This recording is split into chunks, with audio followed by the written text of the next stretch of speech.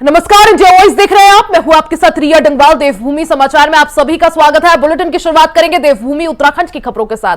आने वाले त्योहारों को देखते हुए सीएम पुष्कर सिंह धामी ने डिफेंस कॉलोनी के स्थानीय बच्चों के बीच जाकर दीपावली की शुभकामनाएं उन्हें दी और फिर बच्चों को गिफ्ट्स भी दिए। बच्चों से बात भी की। साथ ही बच्चों ने सीएम धामी के साथ उपहार देने से बच्चे काफी ज्यादा खुश दिखाई दिए और बच्चों ने उनके साथ पिक्चर्स भी क्लिक कराई।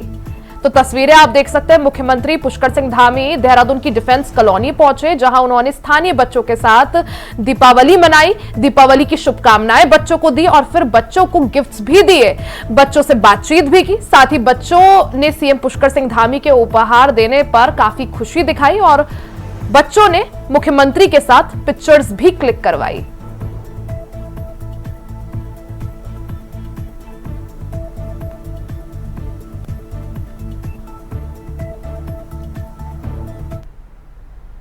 वहीं मुख्यमंत्री पुष्कर सिंह धामी ने मंगलवार को पूर्व मुख्यमंत्री हरीश रावत के आवास पर पहुंचकर उनसे मुलाकात की और उन्हें दीपावली और धनतेरस की शुभकामनाएं दी। इसके उपरांत पूर्व मुख्यमंत्री भगत सिंह कोश्यारी के आवास पर भी जाकर मुख्यमंत्री पुष्कर सिंह धामी ने उनसे भी मुलाकात की और उन्हें दीपावली और धनतेरस की शुभकामनाएं दी। तो तस्वीरें आप देख सकते हैं। मुख्यमंत्री पुष्कर सिंह धामी दीपावली के मौके पर और दीपावली को देखते हुए पूर्व सीएम हरीश रावत से भी मिले। साथ ही सीएम पुष्कर सिंह धामी ने पूर्व मुख्यमंत्री और महाराष्ट्र के पूर्व राज्यपाल भगत सिंह कोश्यारी दोनों से ही मुलाकात की। मुख्यमंत्री पुष्कर सिंह धामी पहले हरीश रावत के घर पहुंचे, जहां उन्होंने उनसे मुलाकात कर उन्हें दीपावली की शुभकामनाएं दी और उसके बाद मुख्यमंत्री पुष्कर सिंह धामी पूर्व मुख्यमंत्री भगत सिंह कोश्यारी के घर पहुंचे और ऐसे में उन्होंने भगत सिंह कोश्यारी से मुलाकात कर उन्हें दीपावली और धनतेरस की शुभकामनाएं दी।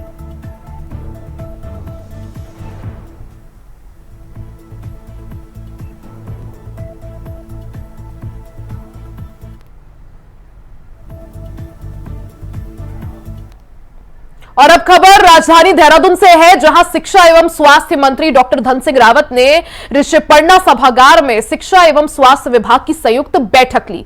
बैठक में देहरादून की शिक्षा और स्वास्थ्य व्यवस्थाओं की समीक्षा कर विभागीय अधिकारियों को जरूरी दिशा निर्देश भी दिए।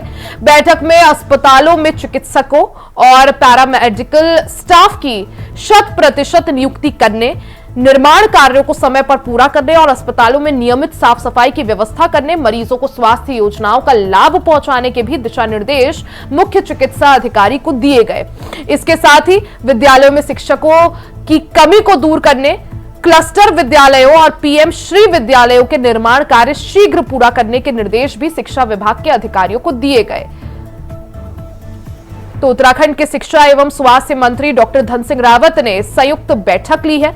ऋषिपर्णा सभागार में उन्होंने तमाम अधिकारियों के साथ संयुक्त बैठक की और इसके बाद उन्होंने सभी कामों के जो भी कार्य चल रहे हैं, चाहे वो शिक्षा के क्षेत्र में हो, चाहे वो स्वास्थ्य के क्षेत्र में हो, उन जरूरी कामों की जानकारी भी मंत्री धन सिंह रावत ने ली।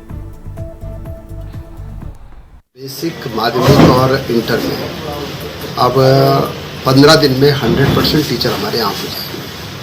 एलटी का रिजल्ट भी मुझे लगता है कि 10-15 दिन में निकल जाएगा। 1500 एलटी के टीचरों की हम नियुक्ति करने जा रहे हैं। बाकी हर स्कूलों में फर्नीचर देना है, बिजली का कनेक्शन देना है, पानी का कनेक्शन देना है, वहाँ पे खेल का मैदान बनाना है, सरकार की प्राथमिकताओं में है। फिर स्वास्थ्य विभाग में भी हम जो डॉक्टरों का गैप था वो भी पूरा करने जा रहे हैं और नर्सिंग स्टाफ भी अब हमारे यहाँ लगभग पूरा हो गया है। इनाम भी हम 391 इनामों का जो बहुत जल्दी नियुक्ति करने जा रहे हैं। 1500 हम नर्सिंग स्टाफ की भी नियुक्तियाँ करने जा रहे हैं। तो जिले वाइज हम आजकल गैप एनालिसिस कर रहे हैं कि कहाँ क्या कमी है, उसको सब पूरा करें। वहीं भारत सरकार के कार्मिक मंत्रालय द्वारा रोजगार मेले के फेज 2 के प्रथम संस्करण का जिम्मा भारतीय डाक विभाग को सौंपा गया था, जिसका आयोजन 29 अक्टूबर को भारतीय डाक विभाग में किया गया। इस रोजगार मेले में भारत सरकार के विभिन्न विभागों के 255 नव चयनितों को नियुक्ति पत्र सौंपे गए, जिसमें से 25 नव चयनितों को नियुक्ति पत्र मुख्य अतिथि अजय टम्टा ने सौंपे। साथ ही परिवहन एवं राजमार्ग राज्य मंत्री अजय टम्टा भारत सरकार के द्वारा ये नियुक्ति पत्र सौंपे गए। इस रोजगार मेले में भारतीय डाक विभाग के अतिरिक्त सशस्त्र सीमा बल और भारतीय खाद्य निगम, केंद्रीय अप्रत्यक्ष कर और सीमा शुल्क बोर्ड सहित विभिन्न बैंकों के नव चयनितों को नियुक्ति पत्र दिए गए।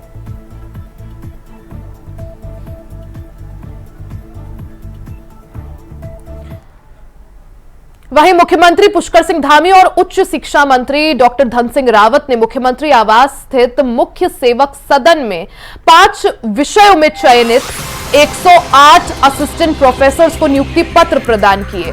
हिंदी, रसायन विज्ञान, भूगोल, जंतु विज्ञान और राजनीतिक विज्ञान के अभ्यर्थियों को नियुक्ति पत्र प्रदान किए गए। मुख्यमंत्री पुष्कर सिंह धामी ने सभी चयनित अभ्यर्थियों को बधाई देते हुए कहा कि धनतेरस के पावन अवसर पर मिलने वाला ये उपहार निश्चित ही आपके जीवन में खुशियों का प्रकाश फैलाएगा। आपके जीवन में सफलता का ये दिन मेहनत, समर्पण और लगन की वजह से आया है। उन्होंने आगे कहा कि अध्यापन कोई सामान्य कार्य नहीं बल्कि एक बड़ी जिम्मेदारी है। विशेषकर उच्च शिक्षा मानवीय संसाधनों को तराशने का एक प्रमुख साधन है, क्योंकि उच्च शिक्षा युवा शक्ति को सही दिशा देने का कार्य करती है। मुख्यमंत्री पुष्कर सिंह धामी ने आगे कहा कि पिछले 3 सालों में प्रदेश के करीब 18,500 युवाओं को सरकारी नौकरी प्रदान की जा चुकी है। आगे भी भर्ती प्रक्रिया निरंतर जारी रहेगी।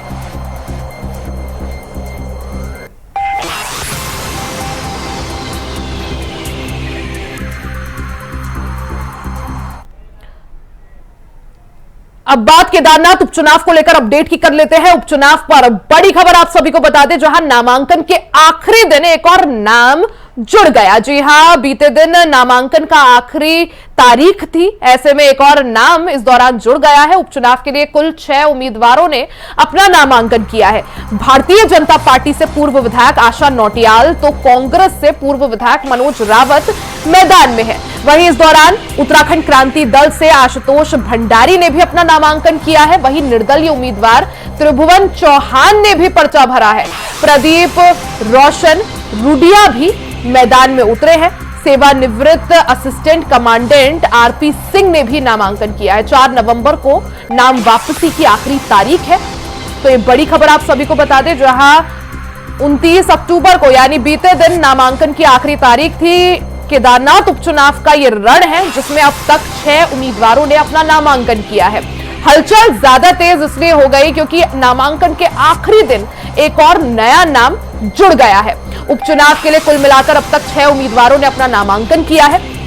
अगर भारतीय जनता पार्टी से बात करें तो बीजेपी से आशा नौटियाल, जो कि पूर्व विधायक है, वो मैदान में है। वहीं कांग्रेस से पूर्व विधायक मनोज रावत चुनावी दम भर रहे हैं। वहीं अब बात करें अगर उत्तराखंड क्रांति दल की, तो यूकेडी से आशुतोष भंडारी ने नामांकन किया है। निर्दलीय उम्मीदवारों की बात करें तो त्रिभुवन चौहान ने भी पर्चा भरा है। प्रदीप रोशन रुडिया भी चुनावी मैदान में उतरे हैं और सेवानिवृत्त असिस्टेंट कमांडेंट आरपी सिंह ने भी नामांकन किया है। तो ये 6 नाम हमने आपको बताए, ये 6 उम्मीदवार जिन्होंने केदारनाथ के रण में दावेदारी पेश की है। वहीं 4 नवंबर को नाम वापसी की आखिरी तारीख है। ज्यादा जानकारी के लिए सीधा चलते हैं अभय के पास। अभय, अगर बात करें केदारनाथ के रण की, काफी ज्यादा रोचक होता जा रहा है। बीते दिन नामांकन का आखिरी दिन था और एक और नाम इस दौरान जुड़ गया है। कुल मिलाकर अगर केदारनाथ का रण देखें तो एक तरफ बीजेपी से पूर्व विधायक आशा नौटियाल, दूसरी तरफ कांग्रेस से पूर्व विधायक मनोज रावत, उत्तराखंड क्रांति दल से आशुतोष भंडारी और कुछ निर्दलीय उम्मीदवार, कुल मिलाकर 6 उम्मीदवारों ने अपनी दावेदारी पेश की है। अभय जी बिल्कुल, केदारनाथ विधानसभा उपचुनाव के लिए जो सियासी रण है वो काफी तेज यहाँ पर हो चुका है। इस चुनाव को लेकर जो प्रदेश की सियासत है वो काफी गर्म यहाँ पर हो चुकी है। आरोप प्रत्यारोप का दौर जारी है। जनता को लुभाने के लिए जो सियासी दल है वो नए नए वायदे यहाँ पर लाने का काम कर रहे हैं। जनता हर प्रत्याशी के वायदे को तोड़ने का काम अपने इस पर कर रही है, क्योंकि 20 नवंबर को मतदान होना है। तो ऐसे में जो चुनाव प्रचार के लिए जो समय बचा हुआ है उस समय को सभी सियासी दल बड़े उपयोगिता के साथ आगे बढ़ाने का काम कर रहे हैं। जनता को अपने साथ जोड़ने के लिए काम करते हुए नजर आ रहे हैं।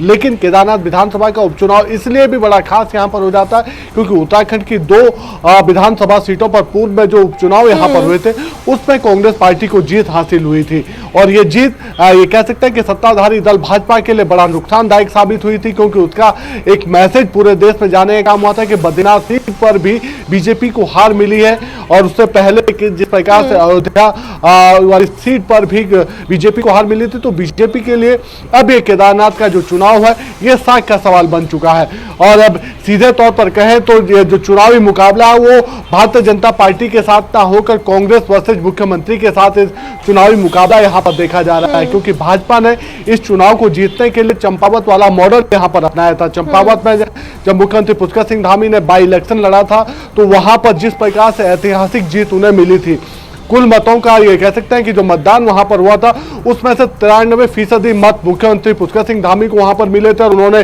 बड़ी जीत, ऐतिहासिक जीत वहां पर हासिल करी थी। जो उनके विपक्ष में जो लोग थे, चाहे वो कांग्रेस के रहे हो या निर्दलीय रहे हो, उन सभी की जमानत वहां पर जब्त हुई थी। तो ऐसे में कह सकते हैं कि बीजेपी ने उस चंपावत मॉडल को यहाँ पर अपनाने का काम किया, केदारनाथ के लिए शुरुआत से ही अपनी रणनीति बनाने का काम यहाँ पर किया था।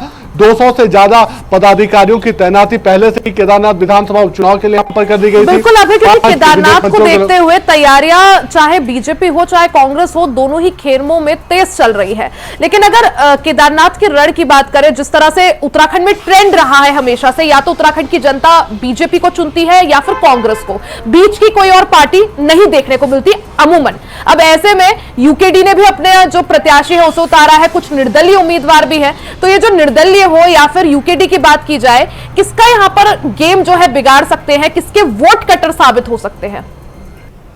देखिए, सबसे बड़ी बात यह है कि जो आखिरी दिन जिस निर्दलीय प्रत्याशी ने अपना पर्चा यहाँ पर भरा है, जो नामांकन उनकी तरफ से हुआ असिस्टेंट कमांडेंट आरपी सिंह की तरफ से, वो सीधे तौर पर जो वहाँ के सर्विस मतदाता है, खासतौर पर जो फर्स्ट देश सभा से जुड़े हुए जो 20 सिपाही हैं, उनके जो मत होंगे जो पोस्टल बैलेट के माध्यम से यहाँ पर आएंगे, उस पर वो अपना यहाँ पर कह सकते हैं कि हक जगा सकते हैं और सियासी दलों के लिए बड़ी मुसीबत वहाँ पर खड़ी कर सकते हैं। इसके अलावा जो वहाँ पर निर्दलीय प्रत्याशी के रूप में आप ये कह सकते हैं कि जो प्रदीप रोशन रूडिया है वो भी अपना दबदबा वहाँ पर रखते हैं, या फिर जो क्षेत्रीय दल यूकेडी के जो प्रत्याशी हैं आशुतोष भंडारी, वो भी वहाँ पर अपना एक बड़ा कद वहाँ पर रखते हैं, जनता के बीच में जाने वाले नेता माने जाते हैं। और जिस प्रकार से इन लोगों का वहां पर कद रहा है, तो ऐसे में कह सकते हैं कि बीजेपी और कांग्रेस के बाद जो चार जो निर्दलीय प्रत्याशी वहां पर, एक यूकेडी के 3 निर्दलीय, इन चारों का अगर मत प्रतिशत वहां पर देखा जिस प्रकार से करते हैं तो फिर ये सियासी समीकरण वहां पर बिगाड़ सकता है,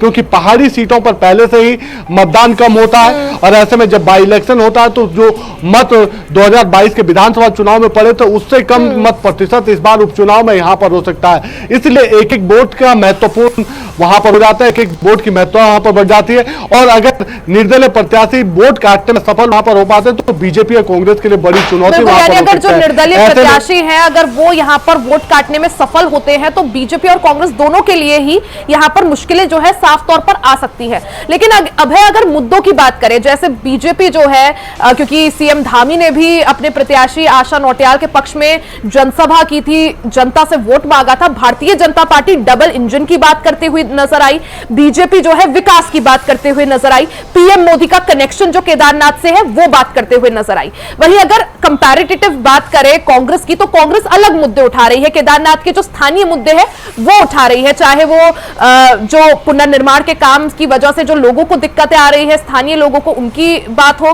केदारनाथ में चोरी का मुद्दा हो, केदारनाथ की प्रतिष्ठा का मुद्दा हो, जिस तरह से दिल्ली में मंदिर का नाम केदारनाथ रखने की बात सामने आई थी।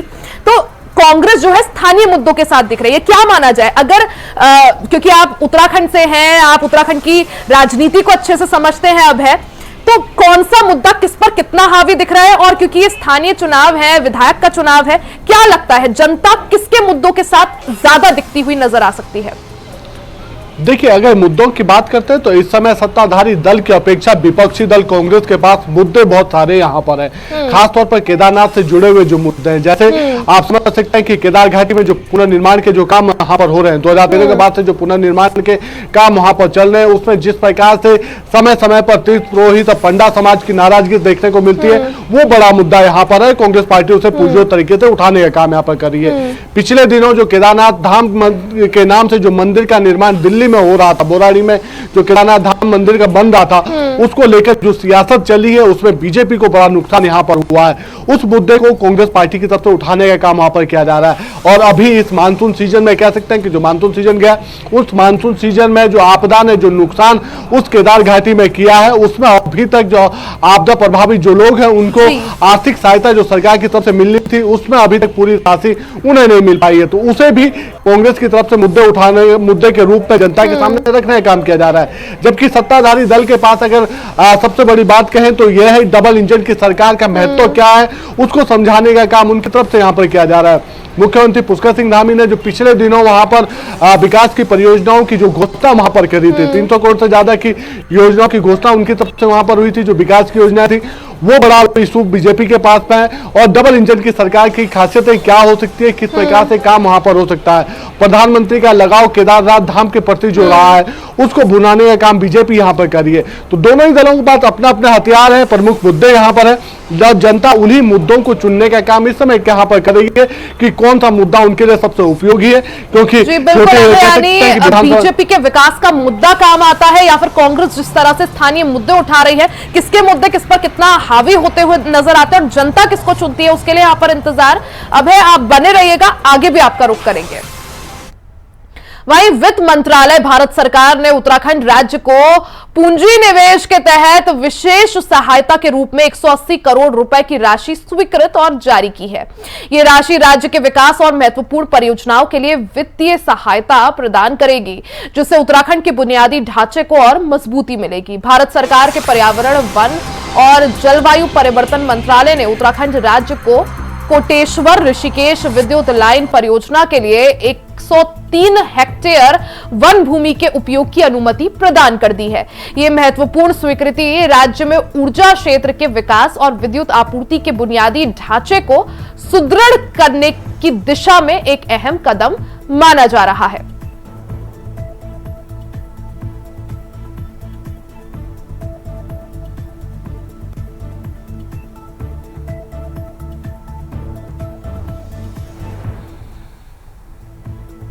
तो अभय हमारे साथ लगातार बने हैं। अभय, उत्तराखंड में विकास को और रफ्तार देने के लिए और विकास अच्छे से हो, इसके लिए विशेष सहायता राशि को स्वीकृत किया गया है, क्या कुछ जानकारी इसको लेकर?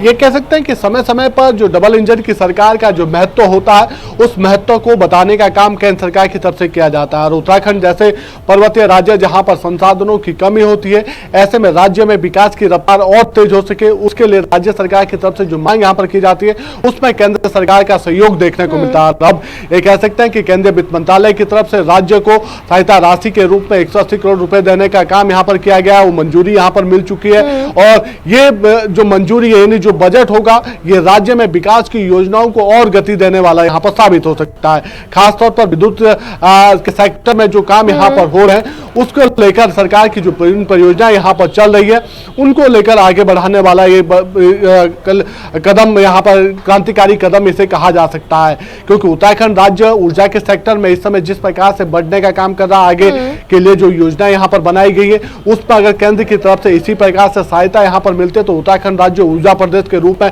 अपनी नई पहचान बनाने का काम यहाँ पर करेगा।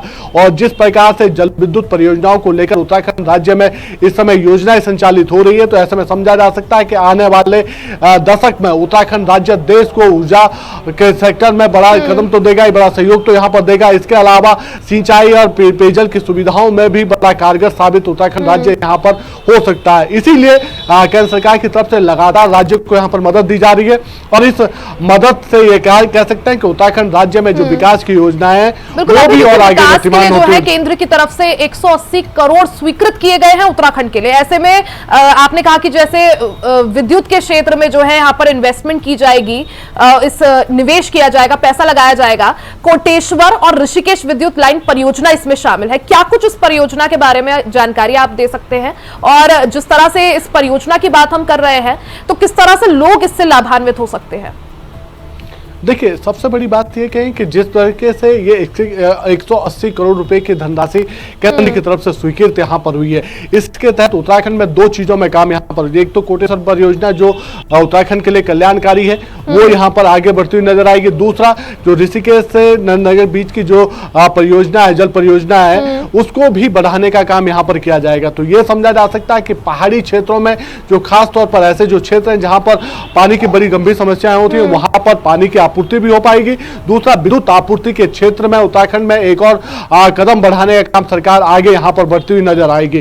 कोशिश यही है सरकार की कि उत्तराखंड राज्य में जो विकास की रफ्तार है वो रफ्तार कम ना हो, वो रफ्तार आगे बढ़ सके। 2025 तक का जो लक्ष्य उत्तराखंड सरकार ने चुना है कि उत्तराखंड राज्य को देश के अग्रणी राज्यों में शुमार करना है विकास की श्रेणी में, तो उसमें बढ़ता हुआ उत्तराखंड राज्य नजर आ रहा है। मुख्यमंत्री पुष्कर सिंह धामी लगातार कोशिश कर रहे हैं कि केंद्र राज्य के बीच का जो समन्वय है वो और बेहतर तरीके से बना रह सके, राज्य में विकास की परियोजनाओं की जो रफ्तार है वो रफ्तार लगातार बढ़ सके। तो कोशिश है उसी दिशा में। साल 2025 में जब उत्तराखंड अपने 25 वर्ष जो है पूरे कर लेगा, ऐसे में जो धामी सरकार ने जो संकल्प लिया था कि 2025 तक उत्तराखंड को देश का अग्रणी राज्य बनाना है, ऐसे में केंद्र की तरफ से जो अतिरिक्त राशि मिल रही है, इससे जाहिर सी बात है कि काफी ज्यादा एक कदम बढ़ाने में सहयोग मिलेगा। अभय, बहुत बहुत शुक्रिया जानकारी के लिए।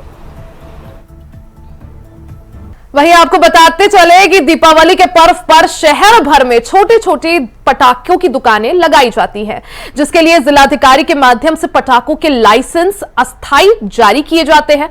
वैसे तो पटाखों के लाइसेंस 3 दिन पहले दे दिए जाते हैं, लेकिन इस बार लाइसेंस लाइसेंस के लिए मारामारी देखने को मिल रही है। इससे लगता है कि प्रशासन कहीं ना कहीं विफल होता हुआ नजर आ रहा है, क्योंकि जिस तरह की भीड़ आज लाइसेंस लेने के लिए देखने को मिली, उससे यह चीज साफ है कि प्रशासन के लापरवाही के कारण दुकानदारों को भी नुकसान उठाना पड़ता है।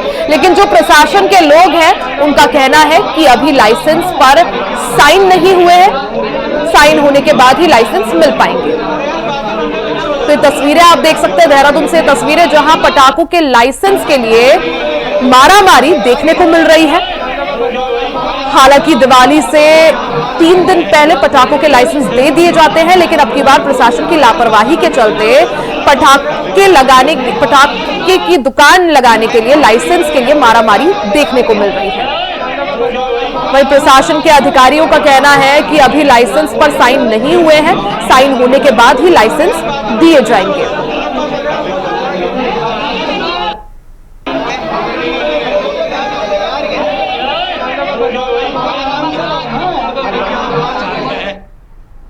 इसी के साथ देवभूमि समाचार में फिलहाल के लिए सिर्फ इतना ही। खबरों का सिलसिला जारी रहेगा, बने रहे हमारे साथ।